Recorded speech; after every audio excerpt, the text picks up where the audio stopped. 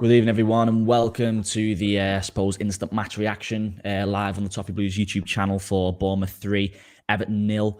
In in a game that it's feels very much like last season. I think myself and James were just talking then off air.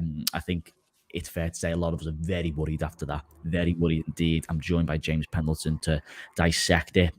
We are live, of course, on YouTube, so be sure to get your comments in. We are going to be trying to get this over with as quick as we can, but we do have to talk about it. Obviously, Everton have just been battered 3-0 again. We got battered in the week 4-1 with allegedly our second string side. There was a lot of hope that we could come into this fixture and bounce back. And I think above all else, just make amends to those fans who travelled down midweek. But it was just as bad, if not worse, wasn't it, James? It was absolutely terrible from Everton. They have no idea, no creativity. There's nothing about that team at all. And questions, quite rightly, will now be asked, I'm sure. Of course, that's the last game now before the World Cup. Well, we won't see Everton now until Boxing Day. And what a way to go out for all the wrong reasons. James, I'll hand it over to you, mate. What's your take on what we've just witnessed?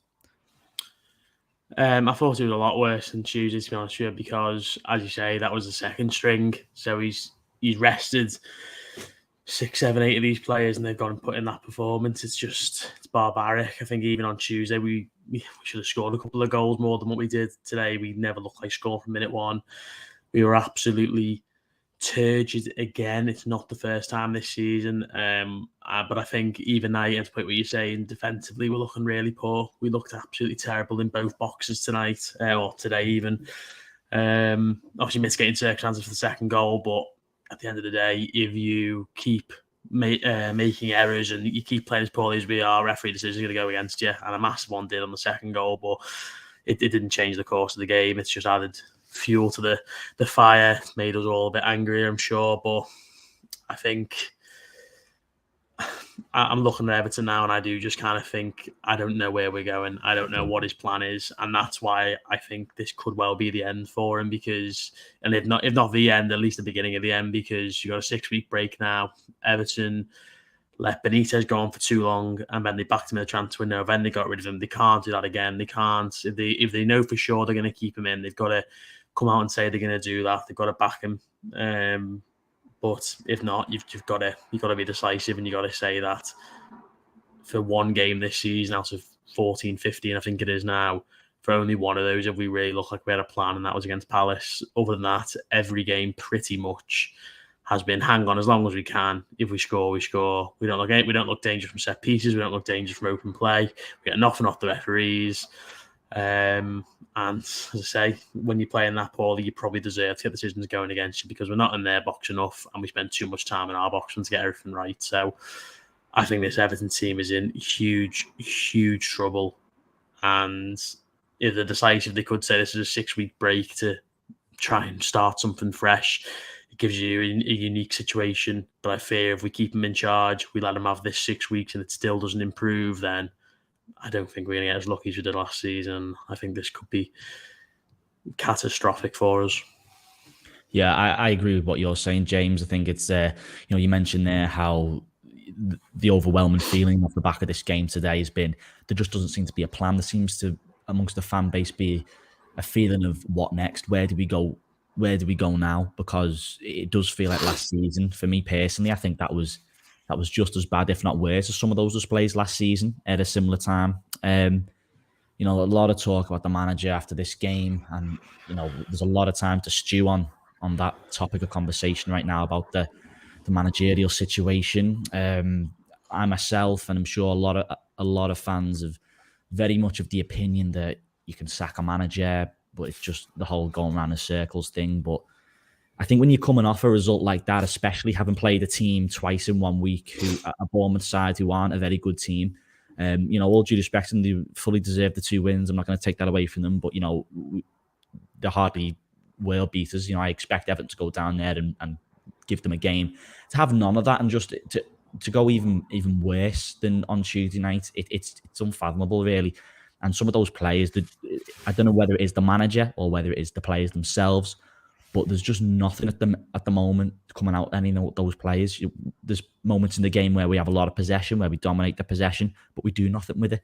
We cross the halfway line, we slow down, we turn around, we pass it back, we try to create something, we give it away. We don't shoot, and when we do shoot, it's horrific. It rose head. It's so bad at the moment. And I go back to that point I made about comparing it to last season. It's very similar, if not worse. And I think we'll come on to talk about the manager now, James. I know it's all very raw and emotions run high after games like this. All with good reason, I suppose, because that was just absolutely unacceptable as far as I'm concerned. And I think a lot of the performances have been this season, especially in recent weeks. I think ever since we that string of three losses on the bounce, and then of course we beat Palace. But there's been a bit of a stench for a while now, hasn't there? And I think a lot of people have had the blue tinted glasses on, maybe with Lampard, and people want it to work for him, myself included. But questions are going to be asked now, James, aren't they? Rightly or wrongly, questions are going to be asked over the manager, especially going into this 6-week break. Yeah, absolutely. I think if we were another result or two down the line, I think he'd be gone. Absolutely. And after tonight, they'd look at the 6-week break, I'm sure, and say, we can get someone in and they can have 5 weeks or whatever to really work on this team, bar 3 or 4 players who obviously be at the World Cup. But it's getting to the point now where I say at the beginning and the end, because you're looking at so much stuff and you're saying he's just doing the same thing over and over again. We're 3-0 down, we haven't even made a sub, and then he brings on Tom Cannon, who within a minute had done more than Neil Maupay. He gets a header off, he's making runs, he's trying hard, and I was really pleased for him. I was really, really pleased to see him come on, but I felt on Tuesday they let him and Stanley Mills out. Sorry, he let Stanley Mills out to dry with Tom Cannon, because he brings them on at 3-1, 4-1 down. And it's like, why didn't you start them if you're going to bring them on towards the end of the game? Like, he's gone with this second string, which is fine if we were playing in Europe, or it felt like we were a good team, but we're really not. And you're playing a bunch of lads who've let this club down enormously over the years, rather than bringing in a couple of young lads. But then you bring them on at 3-4-1 down. He's brought on Tom Cannon again at 3-0. What's he going to do at 3-0? At 2-0, he could nick a goal. We're right back in it maybe, but by 3-0, it was absolutely curtains for us. And as I say, when stuff like this starts happening, apparently there's been some ruckus after the game. Apparently Iwobi's giving his shirt away and someone's throwing it back to him, which is just typical chaotic.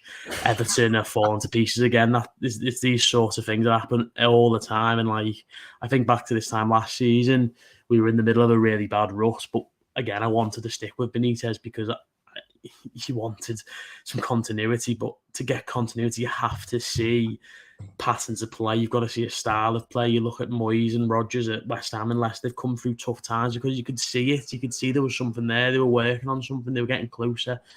If anything, we're getting further away. We started the season pragmatic, but just struggling up top, thinking we'll nick a few goals, we'll get better as a team.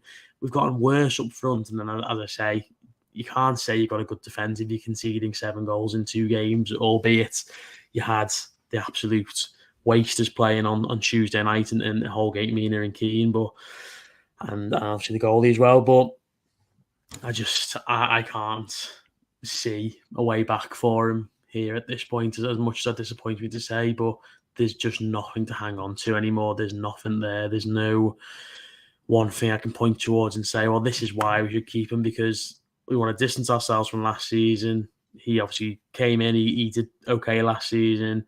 Everton ended up staying up by the skin of the teeth. Great. We really needed to reset this term. He was relatively fairly backed in the transfer window. Obviously, we brought in McNeil and Maupay. I don't know how much of an impact he had on them, but they've both come in and been really poor. Certainly Maupay. Players like Onana and Gay have gone off the boil massively. Tarkowski's been the only one who I think's been a pretty consistent success. But even today, I thought he wasn't at his best. But as I say, you get into a point now where, as you say, there's been something there for a while. Even when we were winning games, you're thinking, well, West Ham, God, we got lucky there. They hit the post in the last minute. Southampton missed 2 great chances right at the end of their game. Palace, as I say, was a great performance. I won't take that away from him or the team. But the Newcastle game, the United game, the Tottenham game, that was 3 back-to-back defeats, you say. And we didn't look like scoring any of them. I know we scored against United, but we didn't look like we were going to score a goal in any of those games. And that just worries me massively. Are we a pragmatic team? Are we good going forward? Are we good on the ball? as far as I'm concerned, we're nothing, and that just massively worries me, as I say. That's the thing, isn't it? It feels very much like this season, the overriding theme, the constant sort of theme of this season's been the lack of attacking threat, the lack of goals, and the lack of creativity. And we knew that was always going to be tough. Obviously selling Richarlison, and if we're being honest with ourselves, we never really replaced him, did we? Calvert-Lewin, who can't be relied upon, plain and simple. You can't rely on Calvert-Lewin.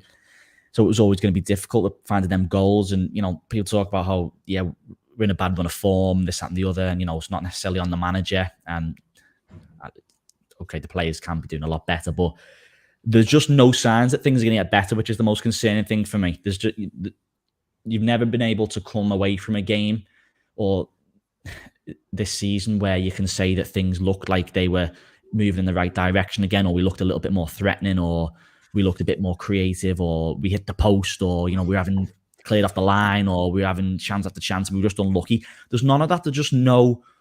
There's absolutely zero attacking threat at all. And on that basis, that's what worries for. That's the big worry for me. You look at Leeds, Leeds have just scored 3 today.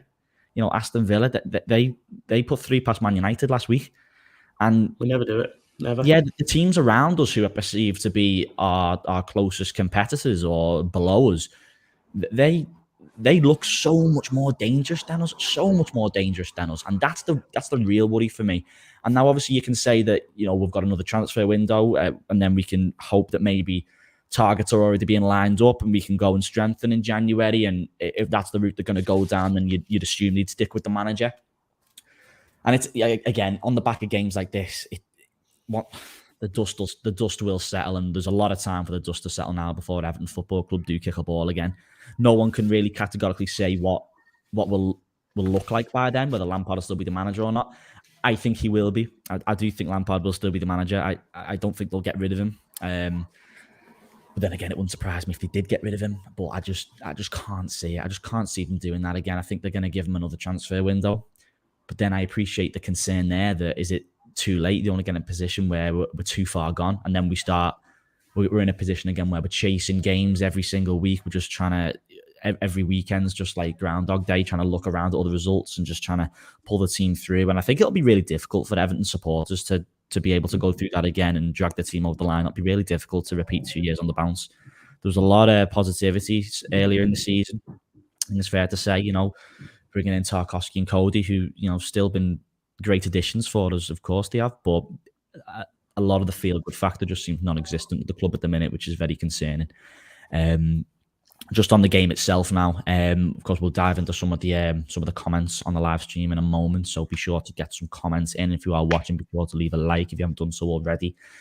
Everton started the game quite similarly how we did in midweek. A lot of the ball, a lot of possession, but as always, didn't do anything with it.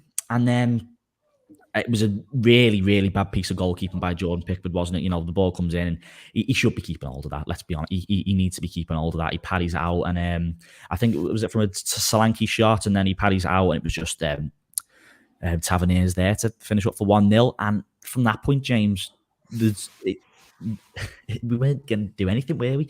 We don't score. So as soon as that first goal went in, were you very much of the opinion that it was game over? And it's horrible to say that, because that was almost like a theme of last year when Everton scored. You just knew that was game over. And that seems to be creeping in now. It seems that last year people said that because it was more of a mentality thing. But it seems that this year we say that because we can't score. Yeah. No, absolutely. I mean, I always worry when Everton concede, because we have famously for a number of years been really poor from coming from behind. I think between Allardyce taking over and Ancelotti, we didn't win a single game in the Premier League from behind. So, I mean, that run speaks for itself, and I'll never back an Everton team to go behind to get back into the game. Not at all. I know we did against Southampton, but that was very much a rarity. Obviously, Palace famously last season, but it's few and far between. And as you say, it's terrible goalkeeping. It's terrible all around. It's poor from Demarai Gray head to the ball to nowhere. He's been absolutely terrible this season. He has, well, I mean, it's just, there's no positives to his game, and he gets away with murder, I think, while I think other players suffer a bit more, which I'm not a big fan of. Then the centre-backs just back off and he gets a shot away, but he should be catching it. I mean, don't get me wrong, Everton, I think I did let the third most shots on their goal this season. And if you keep letting shots happen, your goal is going to make a clanger, because I think Jordan Pickford saved us points this season. Obviously, going back to last season as well, of course. He's going to make a mistake, but that doesn't make it any easier to digest. He's England's number one goalkeeper. He shouldn't make routine errors like that. But again, you sit here and I've got no excuse for this Everton team or this Everton manager. The first goal was a mistake. The second goal was a terrible bit of refereeing. And the third goal, obviously, Iwobi let his man run. And yet still, I'm sat here thinking, well, he set a team up that didn't produce anything. So he probably deserved for that to happen. That's kind of my mindset at the minute. But the first goal just set the tone, didn't it, for what was a sloppy, nothing performance from us once again. Yeah, that's it. You touched on the second goal there. Awful referee, and it's no excuse really. You reap what you sow. Everton 100% didn't deserve to get anything today, nor did we on Tuesday night. But the referee was really, really poor today again. It was a blatant head injury on James Tarkowski. He doesn't stop it, and they go on to score. They get in the back of the net, and I think what was to rub salt in the wounds, about 10, 15 minutes later, he blows up for a head injury for them, which was unbelievable. It's just unfathomable. I mean, head injury as well. He literally just ran into Tarkowski, and I couldn't believe it. And then, to be fair, I mean, you see the players sprint to the referee, and you could see that's what they were saying. I mean, if there was a game next week, I'm sure that referee would be in the Championship, because he's let a red card potentially go, potential penalty, and then he's given that all in one half. It's unbelievable. How I watched the City game earlier, I don't know if you did, but there was a head injury for Laporte, and I remember, and the City players were fuming because he blew up, because he had the chance to cross the ball in. But I was like, it's a head injury. They're the rules. And then you see it in our game and it's not given. I can't remember the last time I saw that, because the referees are always on it like that all the time. It's shocking. And then the fact that VAR can't get involved as well, it beggars belief. But again, as I say, look, we've not had a red card given against us for 780 odd days. So the fact that we're getting poor decisions week in, week out doesn't surprise anybody. But as you say, you make your own luck in football, and regardless of that and the first goal, Everton would still lose this game quite comfortably. I think that's where the problems come from for me. But one thing I was just thinking of as well is, because I did, as I mentioned, that the players were running towards the referee when that head injury was given and our one wasn't. I remember early on this season, when I think it was against West Ham, when Idrissa Gueye got elbowed and all the players were running around their player, and everyone's fighting for each other, and people are tweeting, "Oh, we've waited years to see this, an Everton team fighting for one another." And I was just saying, no, we've seen instances of this down the years. It's when the chips are down that we don't see an Everton team fight. Yeah. We can see people want to be the big man when you're winning a game at home with not long to go. Tarkowski did it again against Palace. I'm not slagging him off for doing it. It is what I want to see. But where was that today? Where was that from the players when we were 2-3-0 down? They were nowhere to be seen. And then I think it's quite fitting that Coleman's come on and played left back with the captain's armband. Just kind of shows how chaotic this football club is at the minute and how out of sorts it is. It just kind of summed it up for me. But the second goal is incredibly frustrating. It's shocking refereeing, and I'm sure another apology could be coming Everton's way. But as I say, you make your own luck, don't you, Sam? Of course you do. And, it was shocking. And the third goal is just really poor defending by Everton. Really, really poor defending. Absolutely shocking marking. Some of the worst I've ever seen. And yeah, Bournemouth with full credit for the win. There's nothing else that can be said. Everton are just a really, really poor footballing team. Didn't deserve it at all. You mentioned there about when Seamus Coleman came on for Michalenko. Where was Vinagre? You brought in a lad there from Sporting Lisbon who plays in the like-for-like position at left-back. He was starting the game on Tuesday night, who I personally, some people may disagree, and that's fine, but I personally thought he looked okay. He looked like he had a bit more about him going forward, definitely. And he's not even in the 18 today. And then you've got your left back goes off injured, and then he brings on 34-year-old Seamus Coleman, who's a right back, to play. I didn't understand that one bit. I just go back to the point you made, James. It's just underlines the chaotic mess that the club is just in at the minute. I just do not understand. But yeah, it was awful. It was just awful. Fully deserved to get beat. We'll just jump into some of the comments now. Leave a comment if you haven't done so already. We'll read as many as we can. Stephen Baker says Lampard has to go. There's nothing left to lose. It's vital he goes ASAP so we can adjust. The team's a disgrace doing this to us with nothing for 6 weeks. I think there'll be a lot of people of the opinion that Lampard has to go today. I personally don't go back to the point I made before. I don't think he will go. But then again, there is a little voice in the back of my head that says how much longer can we let this simmer over for before we get to panic stations? That's the concern I'd have. The only maybe saving grace to that maybe is that we've got a 6-week break, and it's time for them to come together. We've got a transfer window just around the corner as well. What would you say to that, James? Well, I mean, look, if you were to go tonight, I'd be happier than I am right now. Because again, I like Frank Lampard. Absolutely. I mean, I'd love it if, well, Benitez was manager, or if, it could be anyone in charge. If they did well for Everton, then I wouldn't care. Like, I'm desperate for someone to do well here. But as I said earlier, you've got to see something. You can't just be blind faith, because if it's blind faith, you're going to get relegated. Forest are below us, who've not turned the corner, but they're looking better. And then you've got Wolves, who've just got a really top manager, and they're going to be absolutely fine. They can't score goals, but I can almost guarantee he's going to come in and make them better.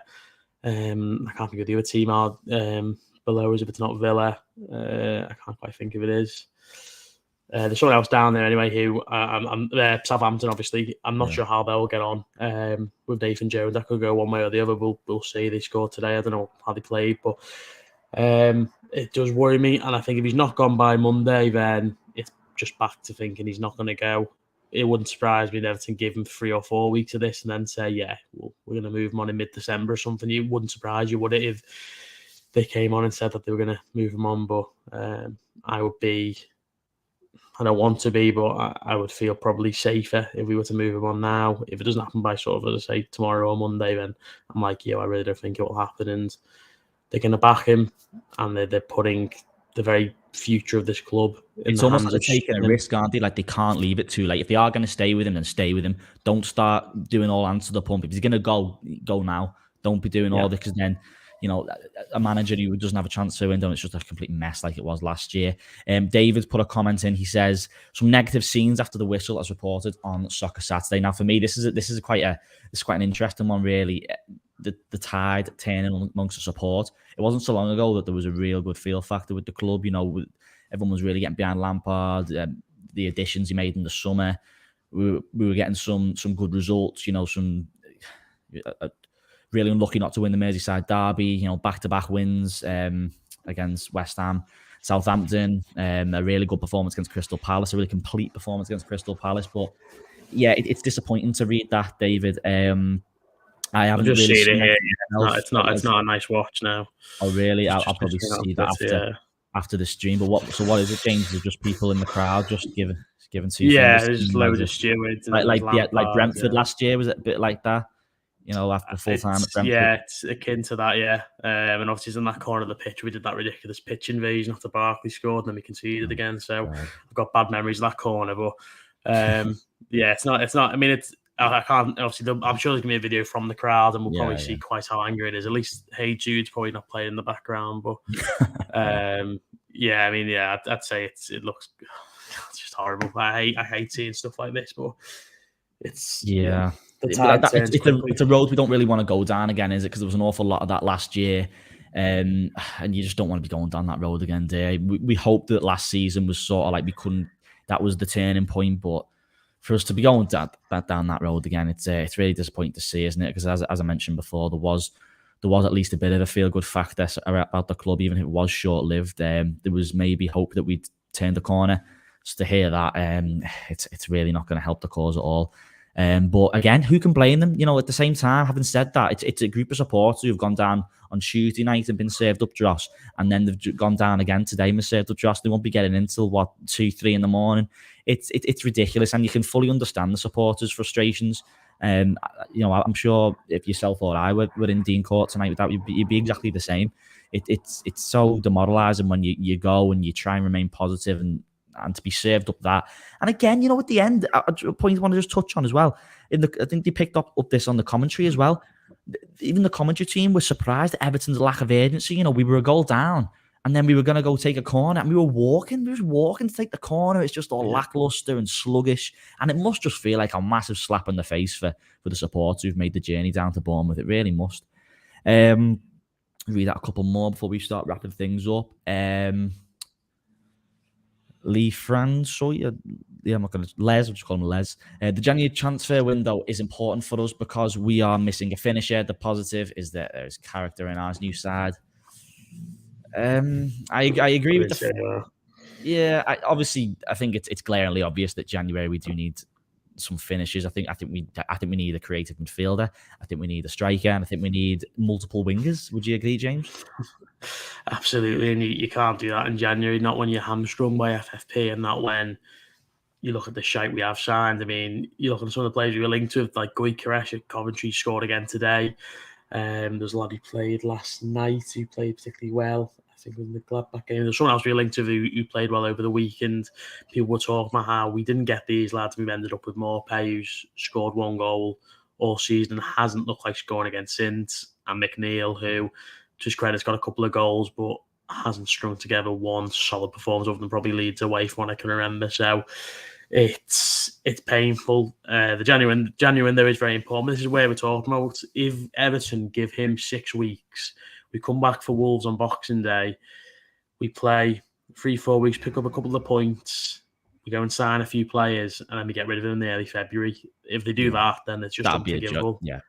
And that's where they've got to say to him, if he's gonna stay in the job, because Lampard, I'm sure he doesn't need this, but if he really wants to turn this tanker around, then he will be backed and he will be given the time, and he's got to come out and say some big things and do some big things when the football starts again. But I just think because of how unique this opportunity is, you will never get 6 weeks in the middle of a season to have to basically reset your whole team, your whole playing side of things. It's the perfect opportunity now. And as I say, I think if we'd lost maybe the Palace game or something, or the Fulham game, I think we'd all be kind of thinking we probably will go at this point.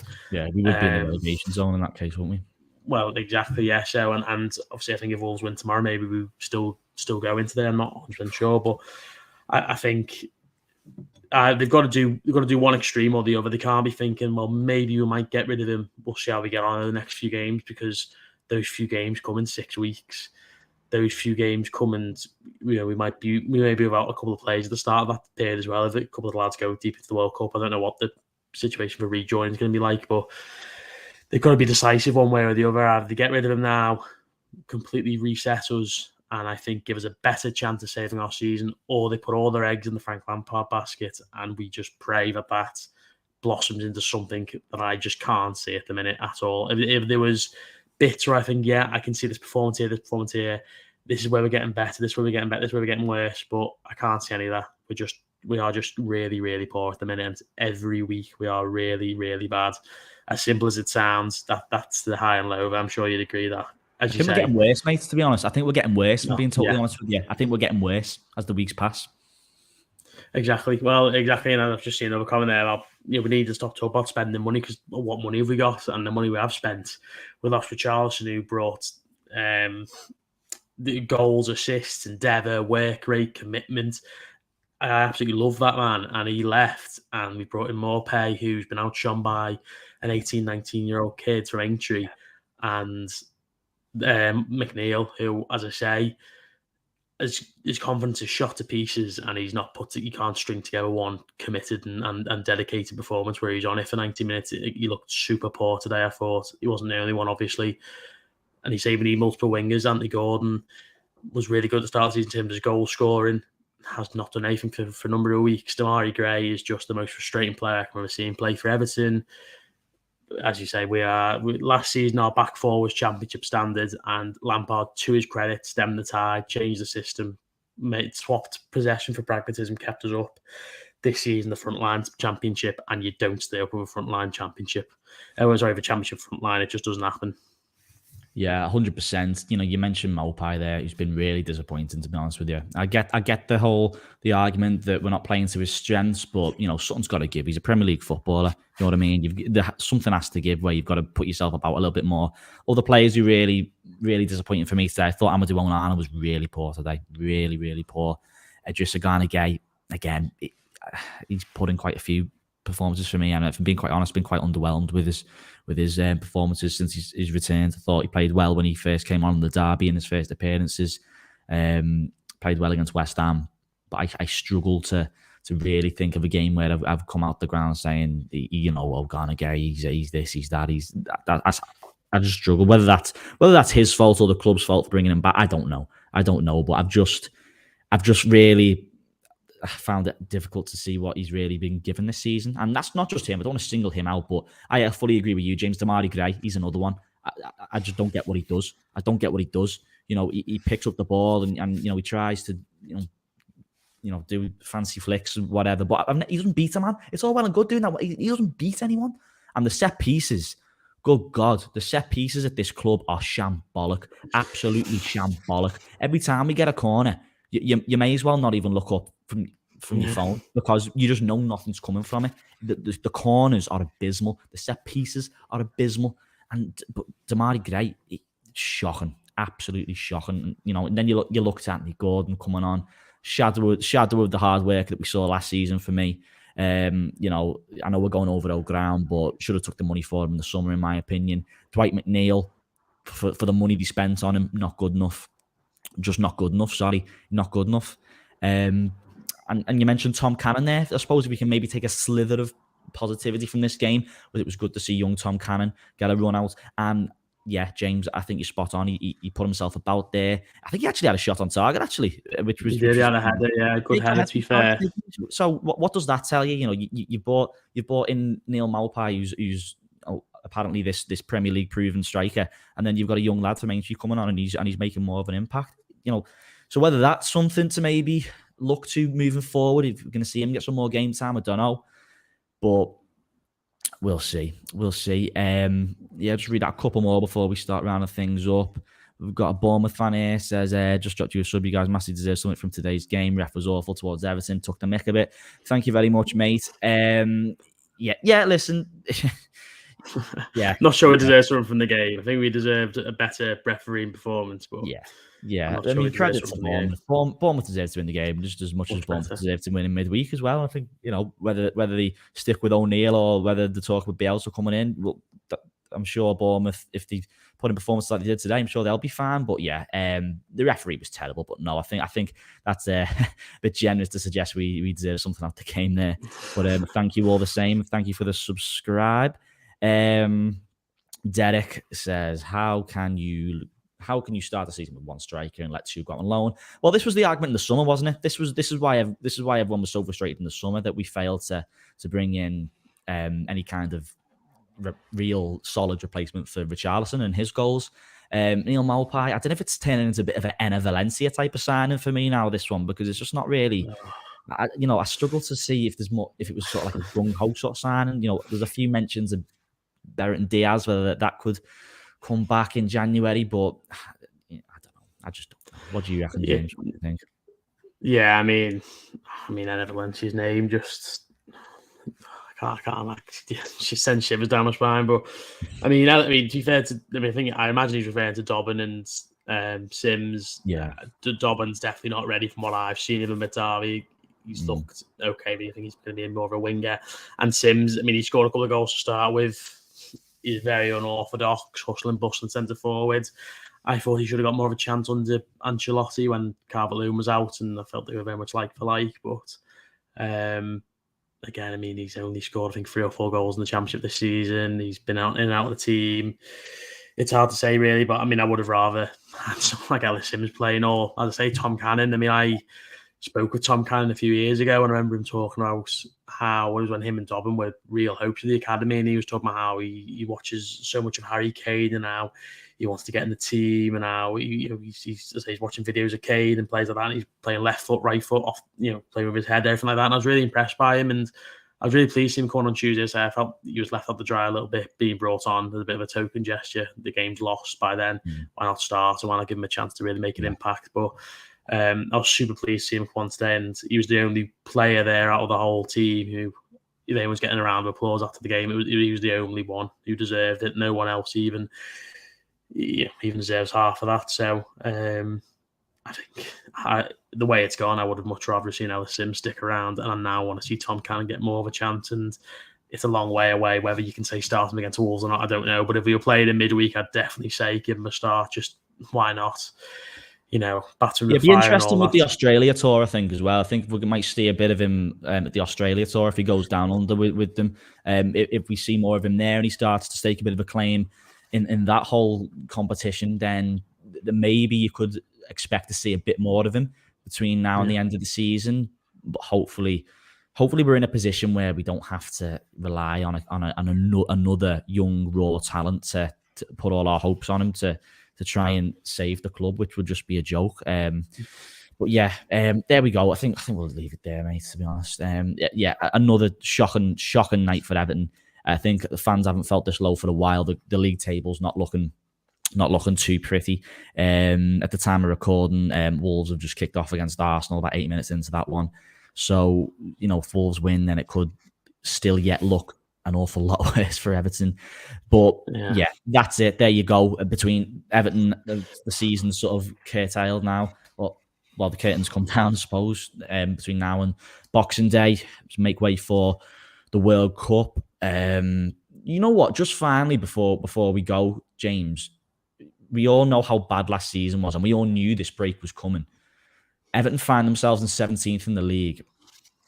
Now, did you expect? I think no one expected great things this season by any means, but now we know where Everton are before the World Cup, and knowing that we've had a bit of like a quarter of the season, how do you assess it? Do you think this is what we should have? I know it's hard asking you to be pragmatic, 40 minutes after Everton have been spanked at Bournemouth, but is this where we should have expected to be, or is this really poor? Is this quite poor given the signings?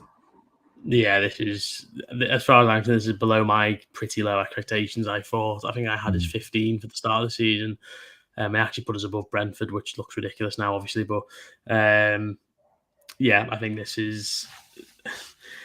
It's one of them. So I did see someone tweeting the other week saying you can't keep going on to last season. This is a whole new season. This is when we drew with Fulham. Someone tweeted saying it's a whole new season. You can't forget last season. We've gone to you got to forget last season. We've gone to a team like Fulham, who were a yo-yo team, and drawn. And I was like, well, we can't just forget last season and also call Fulham a yo-yo team. It makes absolutely no sense. Like, on the basis of this season, they are a million miles better than us. And that worries me hugely because they've just come up from the Championship. Same with Bournemouth. They've beaten us 7-1 over 2 games here. And we should be a million times better than them. And I can't get my head around how we can be so poor. I think we're 19th for expected points, which, whether you listen or don't to the metrics, I think the metrics over the last few weeks have said Everton conceded a lot of shots on goal. Everton are now starting to concede a lot more goals because the law of averages says if you keep letting shots on your goal, the keeper's not going to keep you in it. The other team are going to hit the bar on the post like they did against Liverpool and West Ham, etc. It's not going to happen. So I am genuinely shocked at how poor we've been going forward. I thought we'd be a little bit less, a little bit less sort of dominant defensively as we were in the first sort of half a dozen games or whatever. But going forward, we've fallen off a cliff, and I didn't expect to see that at all. I thought we'd probably be about 13th, 14th now, and that would be fine. That would be absolutely fine. Like, not for Everton as a football club, but for Everton of where they are at the minute. Yeah. You've got to realise that where we're at now isn't where we want to be, but you can't just skip the step. You can't go from staying up by the skin of your teeth to going into Europe. You can't. It doesn't happen. So... yeah. To answer your question, I am genuinely quite shocked at how poor we've been in terms of points, expected points, goals, everything. I just think we've gone way below my pretty low expectations. And that is the worry, isn't it? You just touched on it there. You look at sides who are in and around us and below us at the moment, and they look so much more dangerous than us, don't they? They look so much more dangerous than us, and even teams that were perceived to be, it sounds crazy now, but teams who were perceived to be, less of a threat than Everton, like your Fulhams, they've got a Mitrovic, you look at Brentford, they've got Tony, you look at Aston Villa, they're coming into good form right now. Leeds, who have put 3 past Tottenham today, and Wolves, let's not forget, Wolves still have some good players, and Wolves can still air teams. And, Che Adams getting the score sheet at Anfield today. So it's very concerning, but, it's hopefully this 6 weeks can be put to good use. Whether the manager comes or goes, I don't know. I think in 48 hours or so, we might have a bit of a clearer, take on the situation, and we know what we're dealing with. I still think, I don't think they'll sack him. I think they're going to go to Australia with him. I think they're going to give him the opportunity to regroup with the players, have a bit of team bonding, whatever they want to call it, play the warm weather training card or whatever they want to do. I think I don't think they'll sack him. But things do have to change and change quickly. Otherwise, I think it would be very, very naive to sit here now and say that Everton are not in a lot of trouble, because what we've seen in the last couple of weeks is awful. It's really awful, and I mean that in terms of the scale of last season. So yeah, we'll leave it there. Big thanks to James for jumping on the stream with us tonight. Obviously, a difficult one for us to do, jump straight on after watching that. Thanks for everyone for leaving all your comments and all your likes. If you haven't done so already, be sure to drop a like and subscribe to the Toffee Blues if you haven't done so already. Yeah, we'll leave it there. That's it now for Everton until Boxing Day. Thank God, not taking into account the Australia tour. But I'm sure there'll be lots of content still coming out between now and then. So yeah, thanks for tuning in, everyone. And we shall see you next time. Take care, everyone.